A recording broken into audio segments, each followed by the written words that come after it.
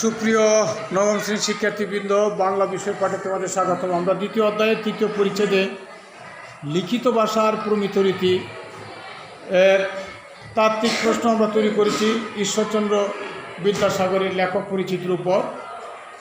আমরা একক কাজ ছিল।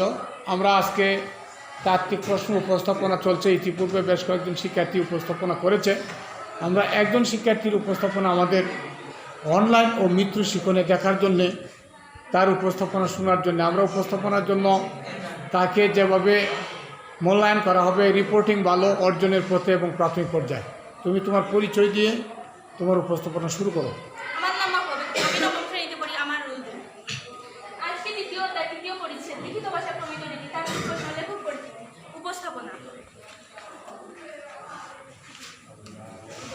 ঈশ্বরচন্দ্র বিদ্যাসাগর কত সালে জন্মগ্রহণ করেন? 1820 সালে।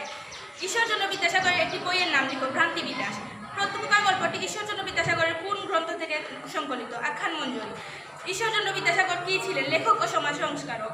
হিন্দু সমাজে বিধবা বিবাহের জন্য কে আন্দোলন করেছিলেন? ঈশ্বরচন্দ্র বিদ্যাসাগর। প্রত্যুপকার গল্পটির লেখককে? ঈশ্বরচন্দ্র বিদ্যাসাগর। আখ্যান মঞ্জুরি কি? ঈশ্বরচন্দ্র বিদ্যাসাগরের একটি বই।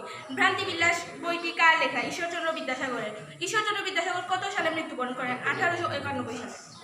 অনেক অনেক ধন্যবাদ উপস্থাপনার জন্য। আমরা সবাই উপস্থাপনা করবো, যার যার কাজ। সবাইকে অনেক ধন্যবাদ।